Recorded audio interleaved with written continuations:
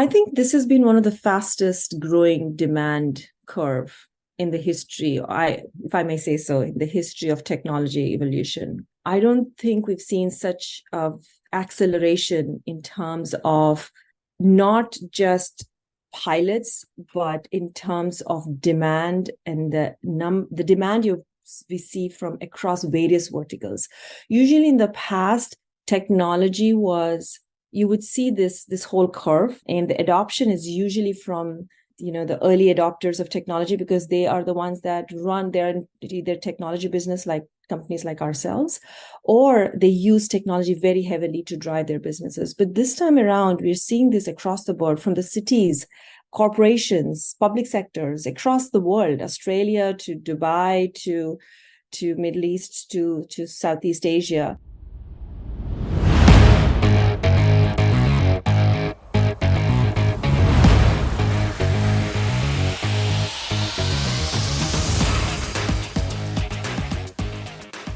Good morning, good afternoon, or good evening, depending on where you're listening. Welcome back to AI and the Future of Work.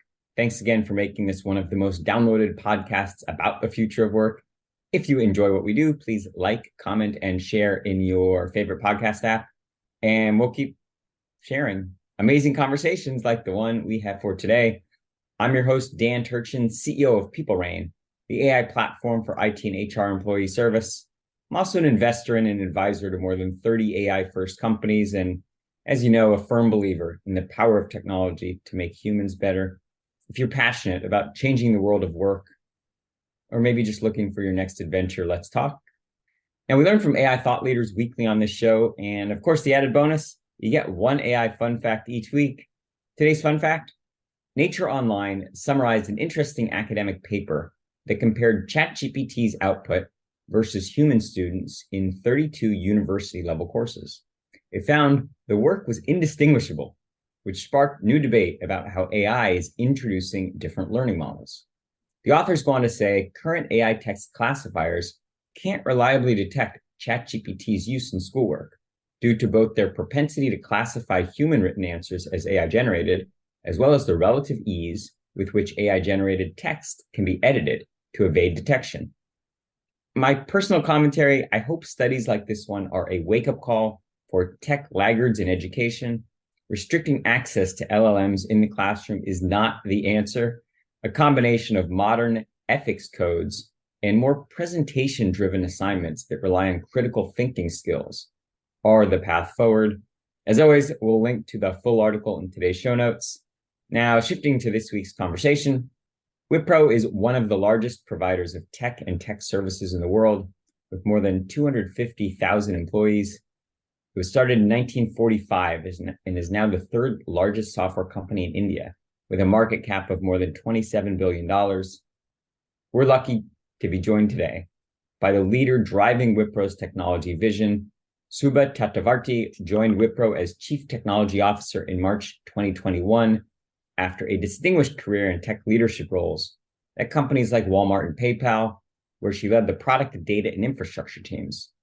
Subha holds a master's in computer science. She's an avid hiker and enjoys trail running and books on philosophy. And without further ado, Subha, it's my pleasure to welcome you to the podcast. Let's get started by having you share a bit more about your background and, of course, how you got into this space. Thank you, Dan. I think you already shared a significant amount of information about me. So what I will add a little bit is what drives me here at Wipro, and what's exciting for me. I started my technology career some 25 plus years ago.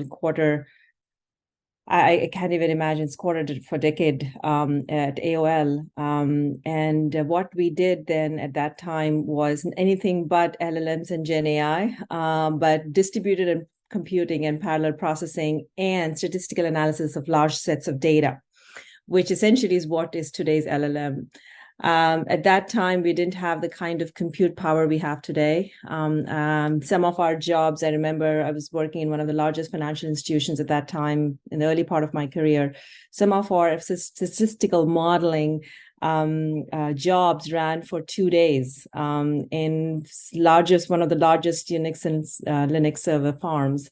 From there to where we are today, it is fascinating. And I've seen multiple revolutions, internet revolutions in the 90s, to web revolution, to iPhone and mobile revolution, and now today LLM revolution. So that's very exciting to me and to be part of that journey.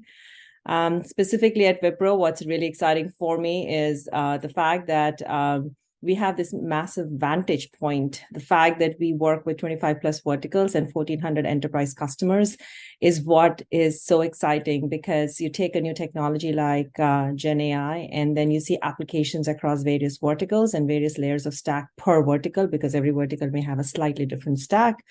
It's an exciting journey, and I'm super enthused and pumped about where we are headed and where we think we can take this technology to solve for real human problems. You mentioned some of the major platform shifts over the last couple decades. Is the current shift to Gen AI just another platform shift, or is there maybe something different this time around?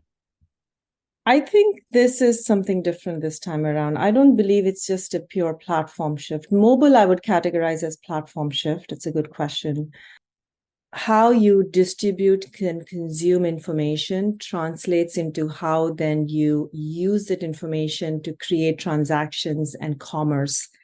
That's the fundamental shift we saw in the mobile revolution.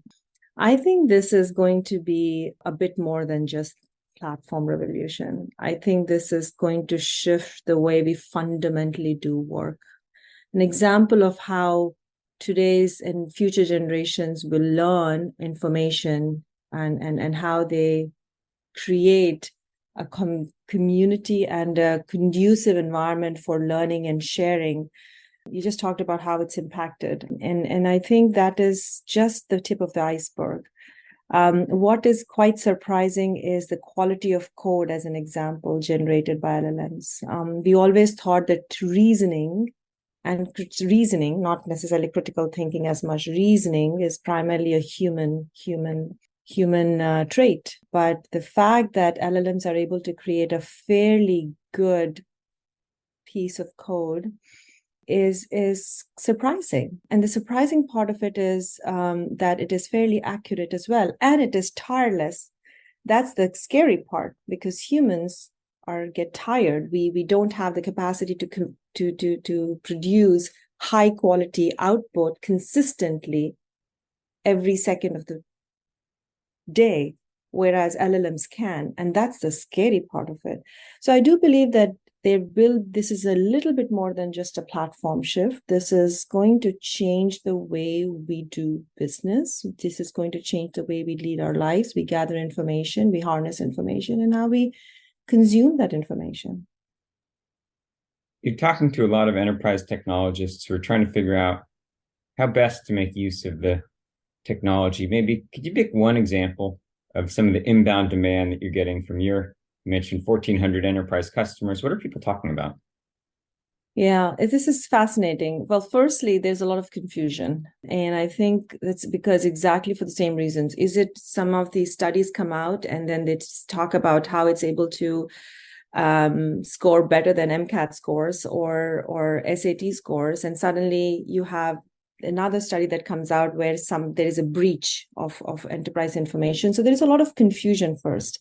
So we see a lot of our engagements with our enterprise customers where education is a very, very strong component. Education on both the goods and the bads and the unknowns mostly. Right now, a lot of it is unknowns. The second area we see a lot of excitement or POCs right now and pilots is around where LLMs have the strength, which essentially is around customer service, marketing, more and more about operations. How can we reduce my operations cost? L1 support, as an example. Some areas of interesting because we believe in eating our own dog food. We're actually not only experimenting and advising our customers, or experimenting with and advising our customers, but we're also experimenting it within our own enterprise. We have 250,000 employees worldwide. We have one of the largest operations in if you really think about it in terms of number of employees. So some of the very interesting use cases for us are on the HR side, on policies, on knowledge synthesis side of things. As an example, our sales team is using our internal platform, which we built on orchestrating across multiple LLMs, because some LLMs are better at certain use cases and certain precisions on certain LLMs is different.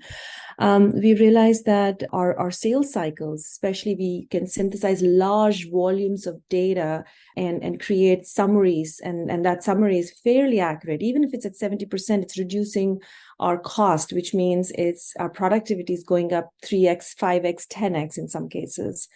And we're also experimenting with some interesting and harder use cases, like what does it mean for application development with some of our customers? How fast can we create assets? So those are some areas that we're seeing early indicators, but I believe this is very, very, very early. A lot of pilots, a lot of experimentation. What will be interesting is when we start to scale and productionize. And that is when I think things will get very interesting.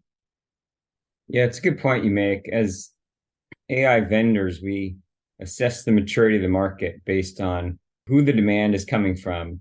And specifically, is it coming from the business where there's a defined success metric and a use case, or is it coming from R&D or from the tech team where maybe it's more of a science lab? We're only 10 months in to ChatGPT being launched. So you made the point, a lot of these are kind of POC or proof of concept kinds of projects. But where would you say we're at 10 months in to this global experiment in terms of the maturity of the demand?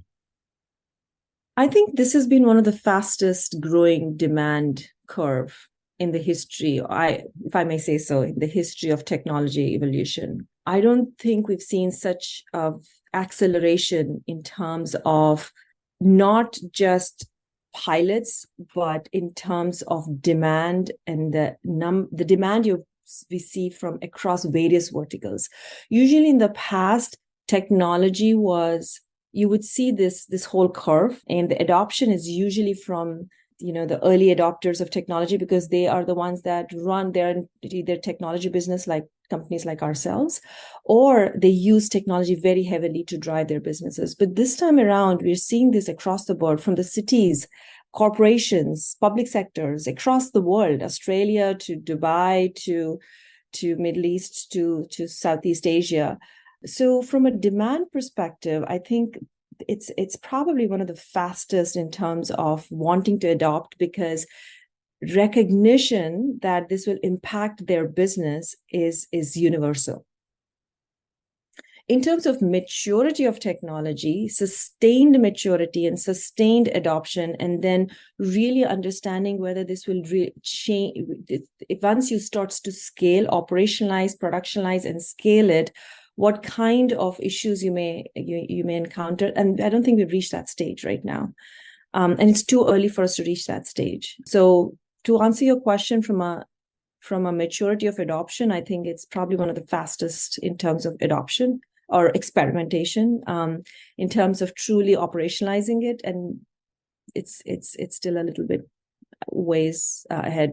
But I don't think it's going to be 15 years. It's going to be even 5 years. Probably it's going to be a year or two at the most. You mentioned some very real concerns that enterprises have going from this kind of experimentation phase to maybe full-fledged production. And I'll just, pose a few in addition to those that you mentioned. The LLMs can hallucinate or make up facts, and they can share copyrighted information, and they can potentially leak company specific intellectual property out to the foundation model. They can be expensive depending on how you use them and how you optimize your tokens. So that's, just a first pass set of valid concerns. In your estimation, what is holding back broader full enterprise adoption? Either any of those or something else that comes to mind that you think is going to unlock additional value? I don't think there is anything holding back. Like early experiments, we are noticing drifts. So when you operationalize any technology, predictability is one of the important factors, right? For instance, when you move money in your bank account, you expect that the money will land from one account to another, right?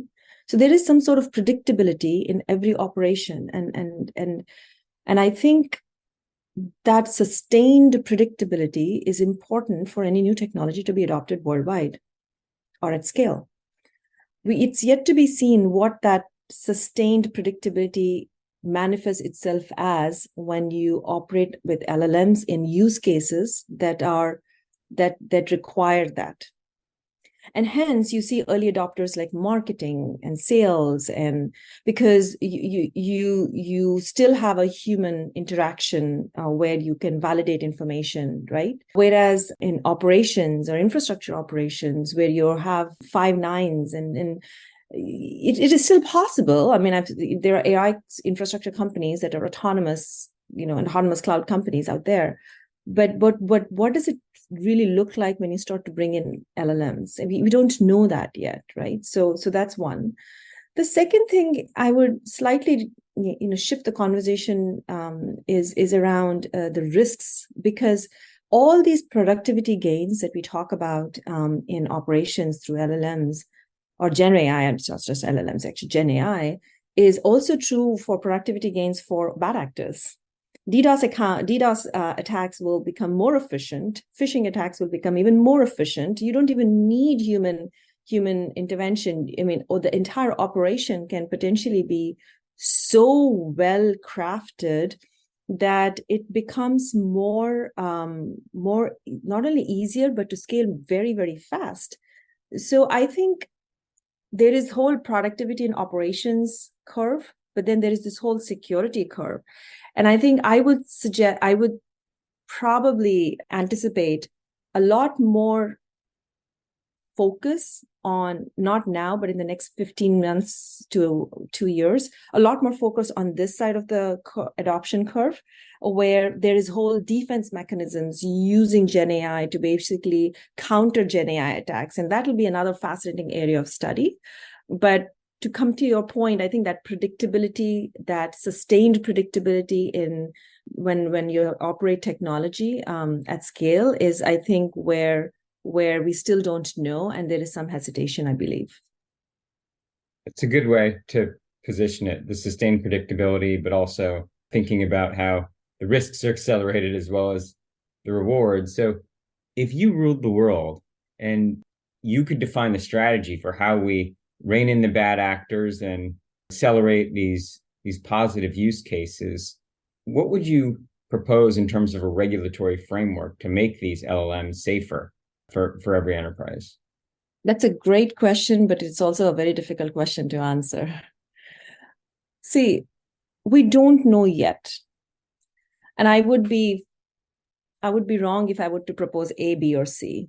And because we can talk about frameworks and regulatory measures, but that in itself is not going to cut it. We can talk about limited access. That's not going to work either.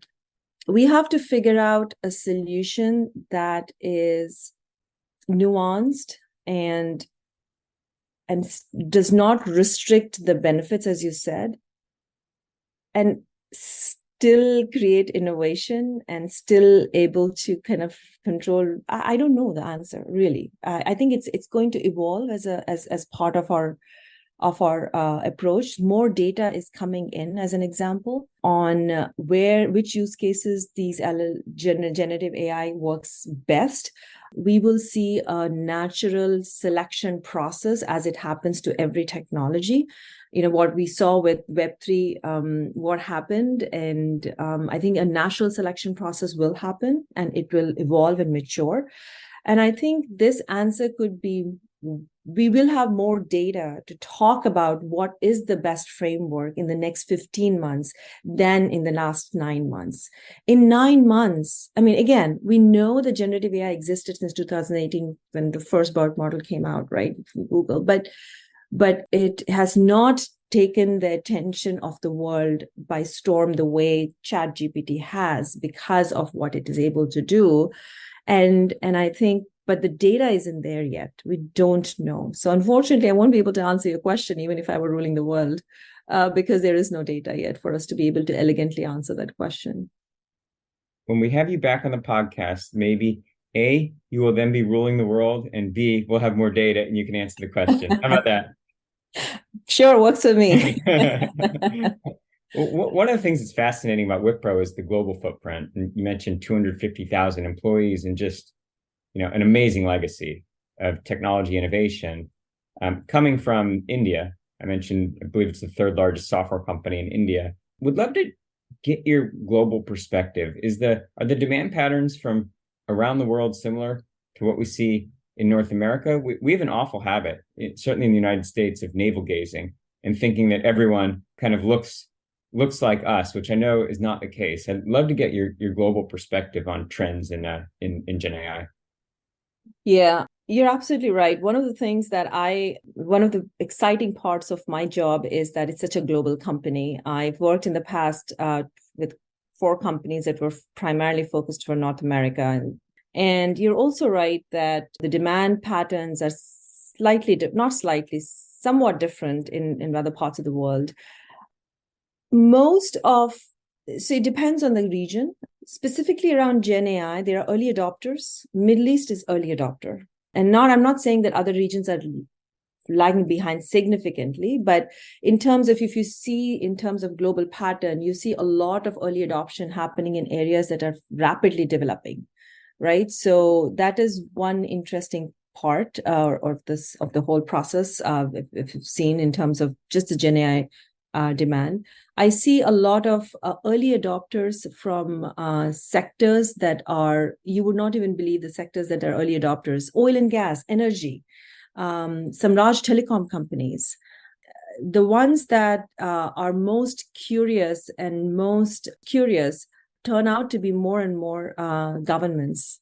We have a lot of interaction with public sector in Europe.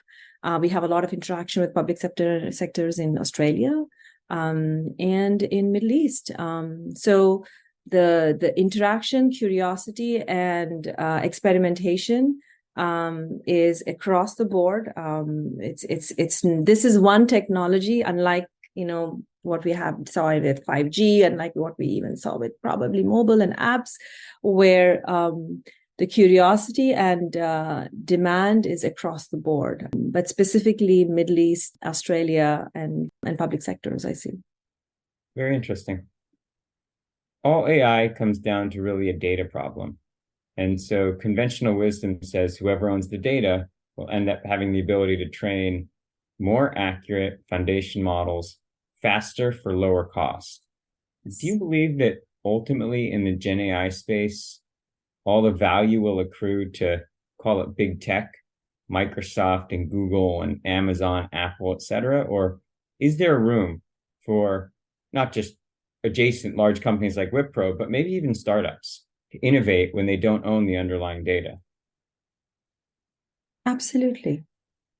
See, this is where someone said to me once, when this was literally the early days of ChatGPT 3.5 announcement, our core businesses are still there. You still have a network that needs to exist. You still have to have compute that need to exist. You still have interesting business problems across different verticals, various verticals that still need to be solved for. What Gen AI brings to you is ability to solve for those problems faster, cheaper, reduce time to market. So firstly, I want to make that statement. It's not going to change the fact that we still run a retail, as an example, shop, or because the problem in retail is primarily supply chain and experience. You can use Gen AI to create better experiences and faster and for low cost. So I just want to make that statement first. Yes, it'll fundamentally shift business models, but the businesses will still remain. The second part of it is, yes, there might be areas where more and more data, whoever has more resources, I wouldn't call data because OpenAI used publicly available data to train the model. Nobody was stopping anyone else from doing that too, right? So I don't think it's that skewed in terms of playing field. But what is interesting is whoever has the most resources, given how fast some of the next models are coming out, the next generation models are coming out, I think and the focus will end up winning. But I think this is a game where if we do play it right, it'll be a collective win for our generation and not an individual win. That's what I firmly believe in. Yes, some reports might come out that company A is winning the AI wars versus company B, but eventually what will be interesting to see is how that translates into more optimized businesses. I think everybody has a role to play. I want to make yet another point. What is fascinating is not about the LLMs itself. Now think about it, right? LLMs is one part of it. How do you make sure there is quality assurance when you're using LLMs? It's not the same as regular quality assurance anymore, right? How do you make sure that you have the right guardrails for biases? And there is a massive opportunity for startups or companies like us to kind of start playing in that area. Not necessarily developing core LLMs, but the adjacencies. And that's what always fascinates me. It's are you the one that is providing the tools for the ones that are moving to California to dig for the gold, or are you the one that is going to dig for the gold? And I think I'm always fascinated with the tool side of things. And I think there's a massive opportunity for the next generation of startups and not just startups, I mean, any company to kind of innovate in. You're talking to a lot of CIOs and CTOs who are trying to define their own AI strategies. What's your advice to them about how you pick the right business problem to solve? See, there's a fundamental philosophy I follow, and I think that's true for any CIO and CTO. And when we have these conversations, it primarily goes down to these three areas. One is any CIO is worried about two things. One is top line growth and bottom line growth. If I am looking at my own company, that's what I'm constantly worried about, or constantly that's where my head is. Obviously, with anchoring in technology or whatever the latest evolution. As an example, what will GenAI have an impact on my business? What kind of impact will it have on my business, right? So anything that impacts your top line growth or bottom line growth, you have to have a very, very hyper-focused or laser-focused view and an idea of what those problems are. So that's one, how you identify problems. Second is most CIOs and CTOs when they start out, it's all about the transformation journey, right? How are you going to transform the business to, again, impact top line growth and bottom line growth? And that principle comes, and my second principle is about start from the areas of strength. Figure out what your core strengths are for your organization and make sure you double down as you're trying to fix the ones that actually are not working out for you.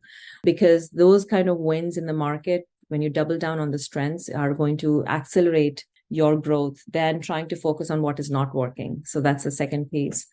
And the third piece I very strongly believe in is making sure that we are orchestrating across our ecosystem. The ecosystem partners that we create is going to be super critical.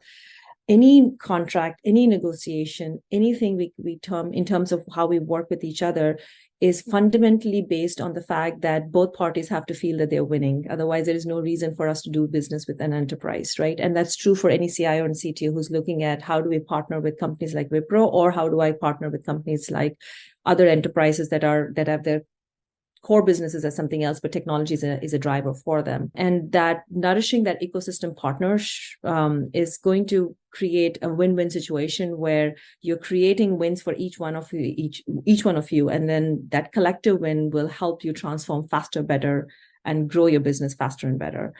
So those are the kind of three principles I abide by, and then most of those conversations are where we end up. I see that most of the CIOs and CTOs are also looking at these three factors, and 90% of companies, at least I've seen in my own career, are the ones that have played these three areas fairly well and orchestrated these three areas in a more elegant fashion. We're almost out of time, but I'm not letting you off the hot seat without answering one last question for me. I mentioned maybe we'll have you back when you're the ruler of the world, and let's say that's 5 years from now. Let's say we're talking in September of 2028.